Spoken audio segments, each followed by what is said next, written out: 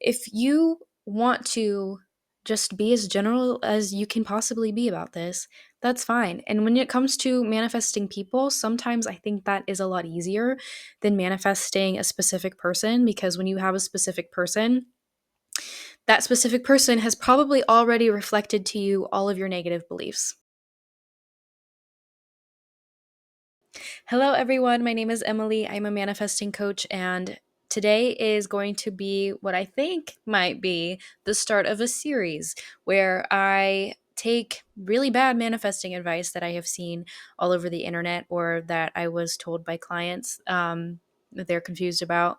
And I'm going to debunk those things. So, for today's topic, we're going to be talking about needing to be specific for your manifestation. I have seen a lot of people be confused about this. Um, a lot of people seem to be getting advice where somebody has told them that you need to be as specific as possible in order to get your manifestation. And although sometimes that can certainly be helpful, that is not true. You don't have to be specific. And in fact, you can be as general as you want to be, and you can still manifest whatever it is that you want in your life. You just have to know the type of person that you want to be. You just have to know the state that you want to be in. If you just want to manifest a happy life, the only thing that you have to do is just identify with the version of you that is happy. If you just want to manifest more money, you don't care where it comes from, the only thing you have to do is just identify with the version of you who already has money. If you just want to manifest a relationship and you don't care who it's with, the only thing you have to do is just identify with the version of you that is in a relationship. Do you understand where I'm coming from? It's not about, and it has never been about, the actual manifestation. Whatever it is that you want is completely irrelevant, to be honest, with how things are manifested. Um, it is always 100% going to be about you. Always. It's not about your manifestation. It's not about a person. It's not about money. It is always about you and what you are identifying with and what you believe and what your internal world is like, because it is your imagination that is manifesting things. And if your imagination doesn't work very well, and you're just not a very creative person, or you're just like me and you have trouble deciding what it is that you actually want, that's okay. That's fine. That's fine. You're allowed to be general. I saw a post one time where somebody was very confused, not from like somebody who was really into the community at all, but somebody told them that in order to manifest a relationship, you have to be as specific as possible. You have to write down everything that you want in a person. You can do that for sure. If you know that, more power to you. If you don't know that, that's okay. That's what she was really confused about. She was confused because she was like, "Well, I don't know what I want. I don't really have a preference. What if you just want to vibe with somebody?" That's fine. If you want to just be as general as you can possibly be about this, that's fine. And when it comes to manifesting people, sometimes I think that is a lot easier than manifesting a specific person, because when you have a specific person, that specific person has probably already reflected to you all of your negative beliefs. I see this a lot. I have a lot of clients who have had specific persons, and they have always been like, well, he's very distant, or she, we were together, but then she broke up with me and she went with somebody else, or there was a third party situation going on.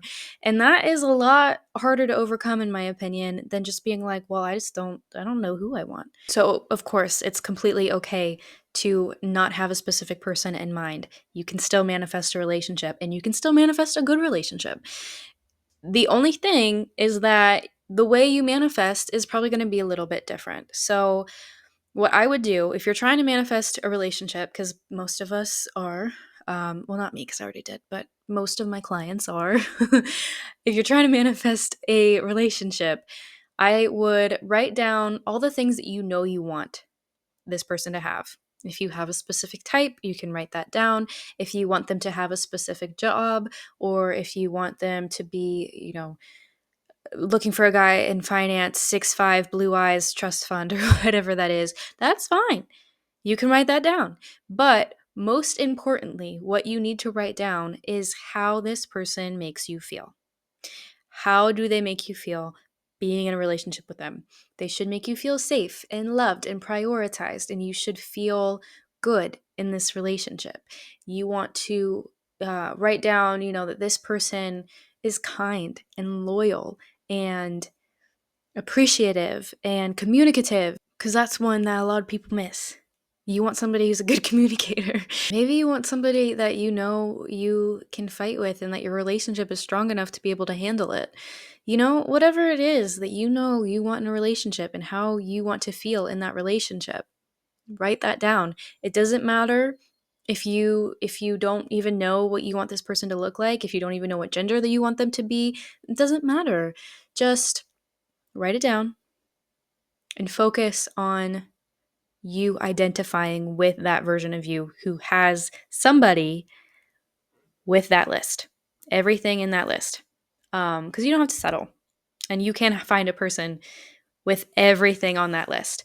So it can be as specific as you want it to be. It can be as general as you want it to be. There can just be like one or two things on that list. It doesn't matter.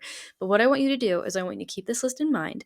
And then I want you to sit with yourself and imagine what it would be like to be in a relationship with that person. You don't have to imagine anything specific. Again, you can just imagine what it would feel like. What would it feel like to go to the store and know that you're shopping for two people, not just yourself? What would it feel like to go to a wedding and know that you still have your specific, not your specific person, sorry, I'm so used to specific person talk. What would it feel like if you were going to a wedding and you didn't feel alone? What would it feel like to see a happy couple walking down the street and not be jealous because you are also a person in a happy relationship? Those are the kind of things that you should be focusing on anyway. Because again, when you're manifesting something, it's not about the actual person, it's about you and your identity. So being able to cut out the specific person deal of it is going to be super, super helpful for you, in my opinion. And with anything else, like with money or whatever, if you don't have a specific job in mind and you don't even have a specific number of money that you want, no specific amount, then that's okay too. The only thing that you need to do to manifest is just identify with the version of you that has what you want. That's it. It has nothing to do with specifics. It has nothing to do with how much money or who this person is that you want to manifest into your life. All you have to do is just sit there and get into that state of the wish fulfilled. The wish fulfilled does not have to have a million little details in it. It can be as simple as just a feeling, as just this neutral state of being, this calm feeling like everything has already been taken care of because I already have the person of my dreams and I already have plenty of money to spend on whatever it is that I want. And that's the state that you should go for. It doesn't have to be super specific. I know I said that a lot today, but still, you get what I mean. I hope that this was helpful. Let me know if there are any other manifesting tips or advice that you've received that didn't sit well with you that you're still confused about, and I might make a video about it.